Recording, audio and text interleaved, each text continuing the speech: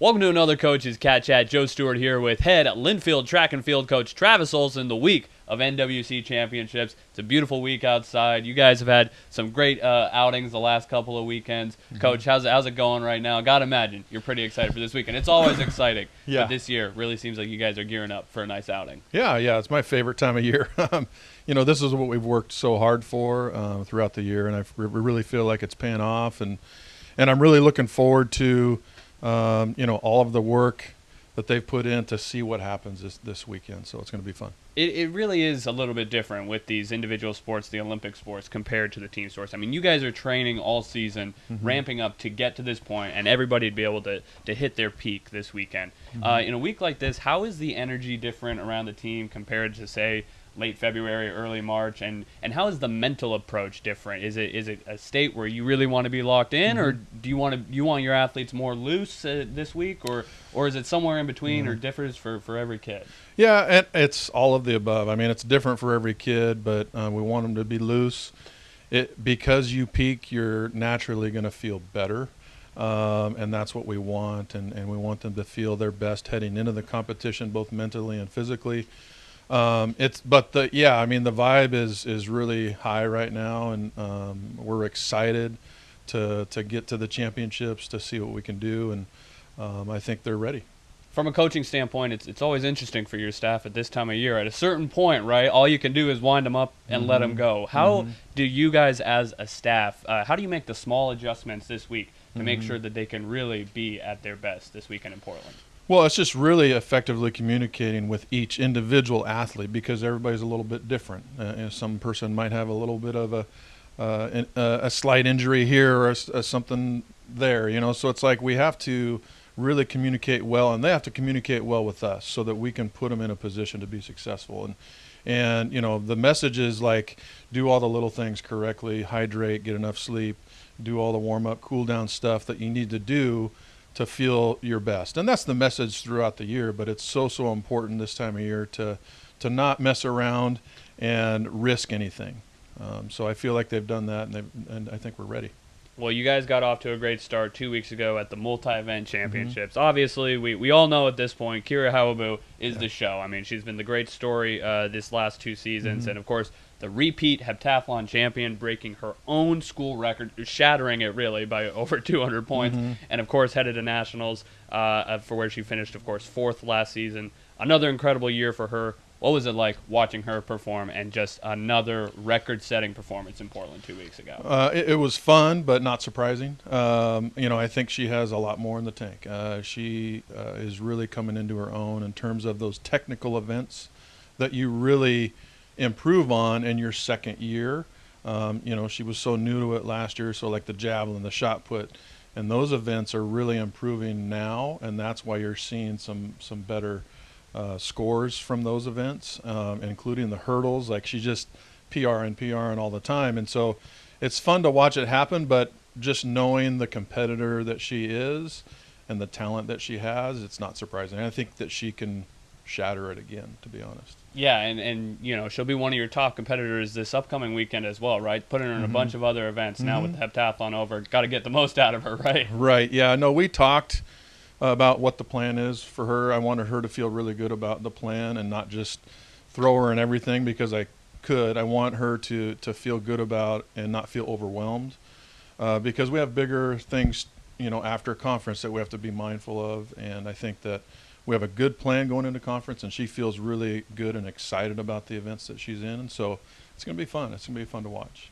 Your sophomore on the men's side, Durham Houston, over 5,000 points for him in the decathlon, a new career best for him. Tell us about the sophomore outings and his progress that he's made. Yeah, he did really well. I mean, after having a really good first day, he had kind of a mediocre second day, but still like 4 PRs overall in those events in the decathlon. I think that is really good, and he had a really good PR compared to last year. So at this time, so I think it shows what kind of he's able to learn those things, and he's going to continue to improve. So it was a great meet overall for him. Got points for our team, and so that's great. I mean, I think he did a great job. Your sprinters have really started to show some nice stuff as the weather's warmed up here over the last few weeks on the men's side. Younger guys leading the way there. Charles Dayton, the sophomore, coming off an 11:01 or an 11:01, which is the fourth best mark coming in here to the conference tournament. Jacob Tabares ran a 21:09 in the 200 just this last weekend. What have you liked out of them, and do you think that they can really start making names for themselves this weekend in the conference championship? Always exciting when you've got young athletes like that peaking in April. Yeah, and that's the way the program's set up. You know, it's not always a smooth road to get there, but the goal is to get there and feel as best as we can. And those guys have done a really good job of staying healthy.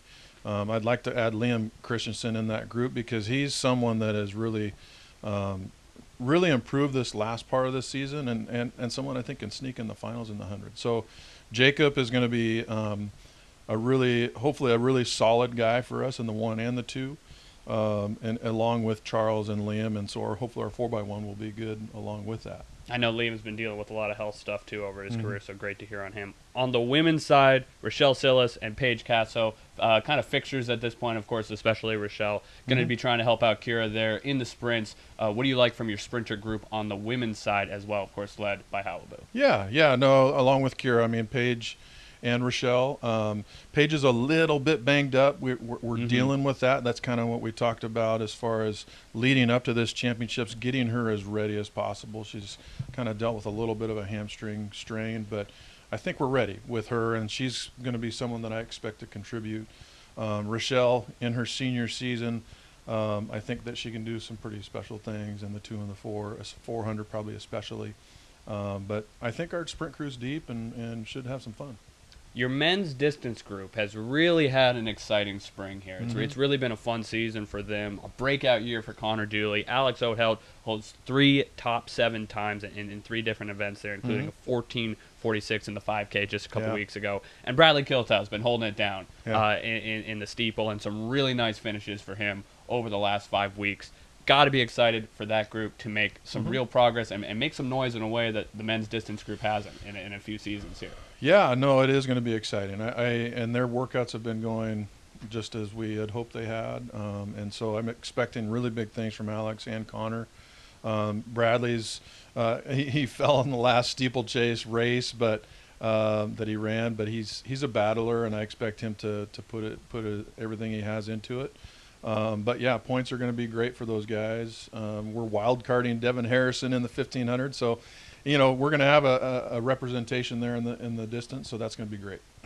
On the relay side of things, before we move on to the hurdlers, where have you been with those groups? Tinkering this week, or you got a pretty set group at this point of the season, and kind of where your confidence level is in the different relay groups? It's a little bit different, I think, this season, just in terms of like, you know, Kira's busy, right? So we may not want her to run the relay all the time. 4x4 is kind of like we know what's going to happen. It's the end of the meet, but as far as like handoffs and stuff for the 4x1, those are important. So we've been a little bit. I guess not as prepared or in rhythm, you know, running that race week in and week out. So, but I do feel good about the relays as long as Paige is feeling good. I think that we should be fine. And then on the guys' side, they've looked really good. With the hurdlers, the women's 100, definitely some depth there between Kira. Jordan Roberts is just a tick behind her in terms of season best times. Finished 4th, of course, at the conference meet last year. And then another freshman in Nat Frymuth has really burst onto the scene there with some nice showings there. Both Roberts and Frymuth with season best last week on that same track up at Lewis and Clark. Tell us how they've come on this spring, and is this an event where Wildcats could crack the podium here? Yeah, I think so. I mean, Jordan is someone, you know, she comes in late with basketball. So we kind of have to be a little bit careful when we talk about individualizing workouts. She's one that we got to do that with to make sure we don't overdo it, because the athletes that we have, by the time she comes out, have been doing a lot more than she has. So we have to really kind of hold her back in a lot of ways. But she's shown some great stuff. She's going to be pretty busy, actually. She'll be on the 4x1 as well. And she'll be in the triple jump, in the long jump, and as well as 100 hurdles. And I think that she is going to have some fun in that one. I'm excited. Then Nat is someone that I've been really not surprised, but she's been a workhorse for us. She's a great kid, puts all the work in, and I expect her to get a point or two for us in the 400 hurdles for sure.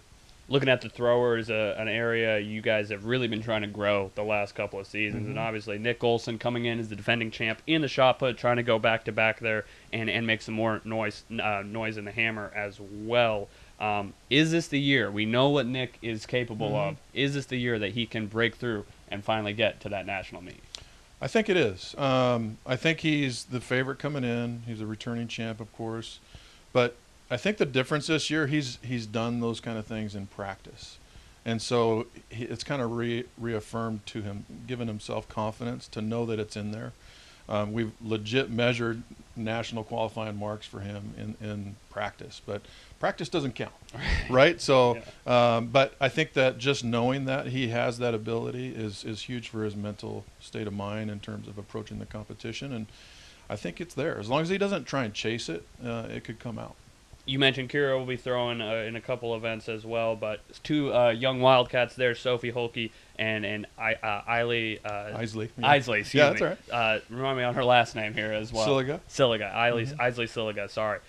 Shot and disc for Sophie there, and it seems like that young women's throwers group is an exciting bunch for the team right now. Tell us about how they've developed over the course of the year and what you like to see out of them this weekend.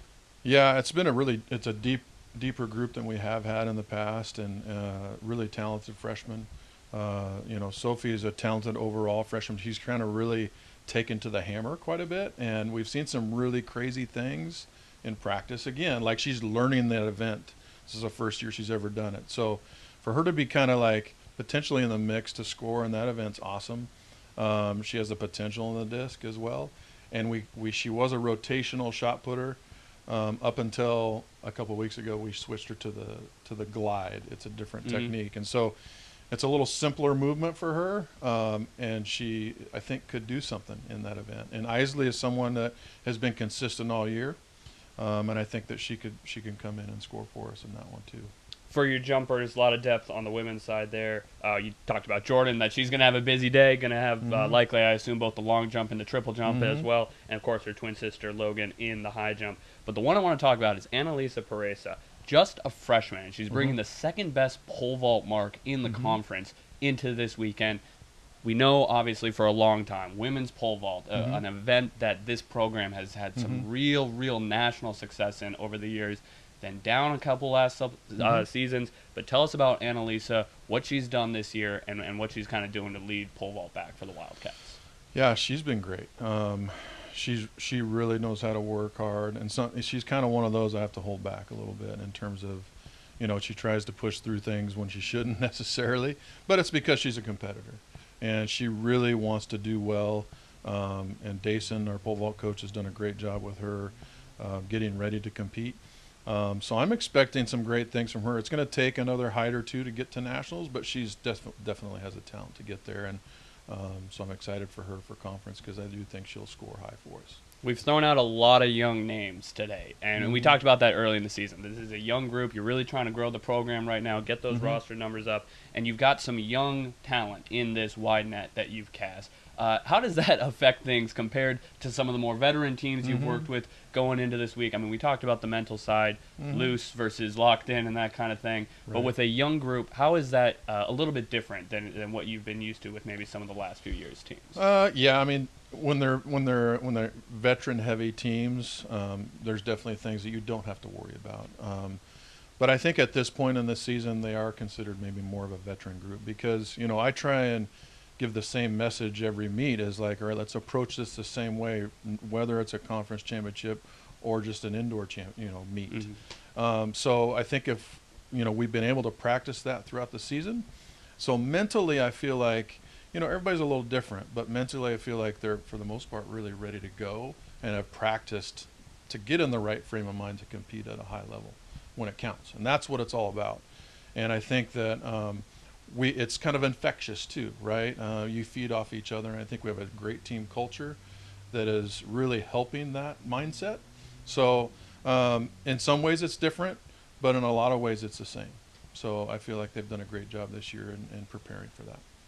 Linfield Track and Field competing up at the Northwest Conference Championships this weekend, April 26th and 27th at Griswold Stadium, hosted by the Lewis and Clark College Pioneers. Trying to bring home some individual awards, break through the nationals, and improve on the women's 5th place finish from last season, and the men trying to build on their 4th place finish from last year as well. Again, this Saturday and Sunday, the 26th and 27th at Lewis and Clark College, both days starting at 10 a.m. Coach, thanks for the time. Good luck this weekend. Appreciate it.